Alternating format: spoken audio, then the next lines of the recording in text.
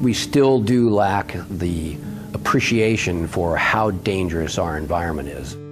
Deadly fires, and it was the smoke that killed the people, and it killed them quickly. The culture of the fire service is very strong, and there are people in many ways that even think they'd rather have a great funeral than to be chastised or to be looked at unfairly or be looked at poorly for doing things that might not be considered heroic or firemanly, if you would. Let's treat every fire like a loaded gun until we know that the environment is 100% stable and cooled. We have to assume that it's producing gases that can kill us.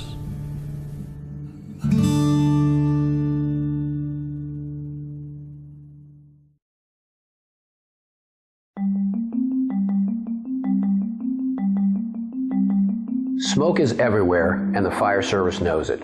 You know it. It's also well known that smoke kills more people than flames. There are numerous toxicants within fire smoke, but there are two that challenge the pre-hospital care provider when it comes to assessment and could potentially complicate any treatment rendered. Often, carbon monoxide gets all the credit when we think about the dangers of smoke exposure. Rarely acknowledged is hydrogen cyanide, which is created during the combustion process of burning laminates, synthetics, foams, plastics, and even wood. Nearly everything in our homes and offices today. And when smoke inhalation victims are exposed to both toxicants, their medical conditions become much more complicated. In short, hydrogen cyanide kills the organs and carbon monoxide kills the blood. Up until now, the vast majority of firefighters would equate the worst cases or releases of carbon monoxide and hydrogen cyanide with hazmat incidents, or chemical warfare, or an industrial accident, or some other sort of dangerous situation. The reality is that hydrogen cyanide is present on some level on the scene of every fire we run. This includes structural fires, vehicle fires, dumpster fires. It's important for you to accept that these toxicants are on the scene at your fire ground.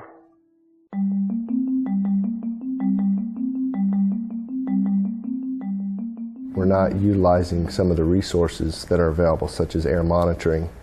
A way that we fix the problem is we educate the firefighters on how to implement guidelines to make the fire ground a safer place, and a key aspect of that is monitoring the fire ground, because that's the only true way of understanding if it is safe atmospherically.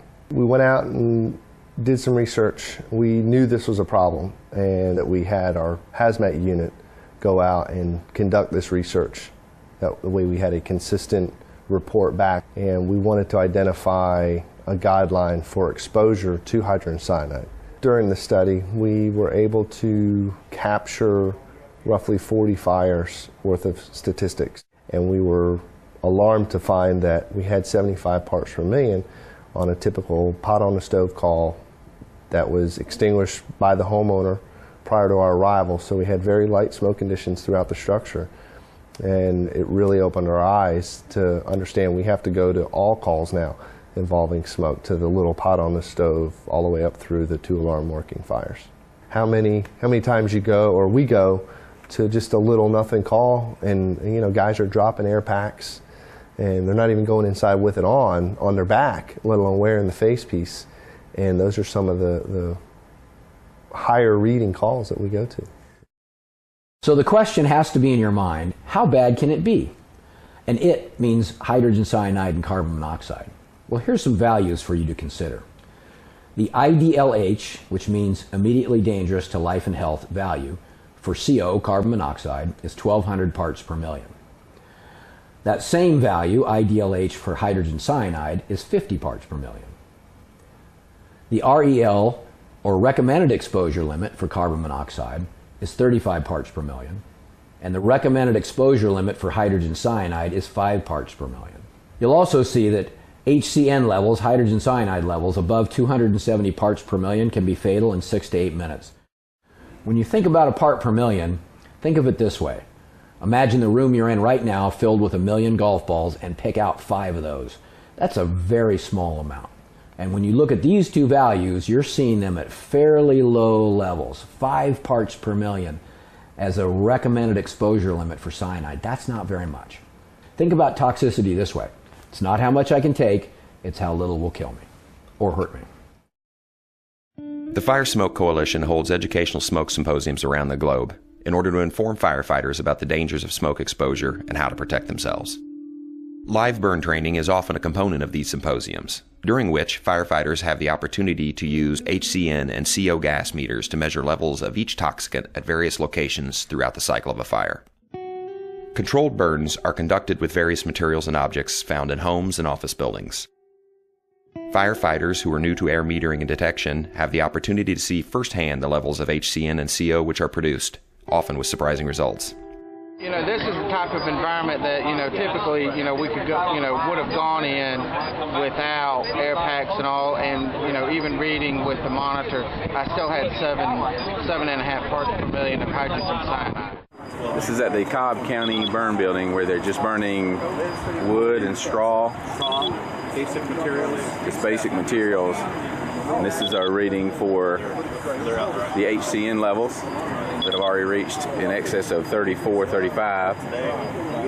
Yesterday we ran 19 calls here on the trucks. CO levels have exceeded 390 parts per million. And this is with no plastic or other foreign substances being burnt. Once other burn practicals were introduced, readings taken throughout the cycle of the fire revealed levels as high as 48 parts per million of hydrogen cyanide and 408 parts per million of carbon monoxide. This is a very big eye-opener in that, it shows the importance of wearing your breathing apparatus, not only firefighting, but salvage, overhaul, not necessarily even in the building, but even outside of the building. Frank Brannigan years ago, brilliant firefighter, brilliant man, said, know your building, know your enemy. Today, we have to take it a step further. Know your buildings and know what's in your buildings. Understand your enemy. Your enemy is the fire dynamics, the thermal, and it's the smoke, it's the toxicity. You really just want people to believe in it, because then they make decisions in places that nobody ever sees. The firefighter who's in the back of the house that chooses to put his mask on. There's no operating procedure, there's no rule, there's no amount of discipline that's going to really make that person do that. They have to choose, they have to decide that's important for them.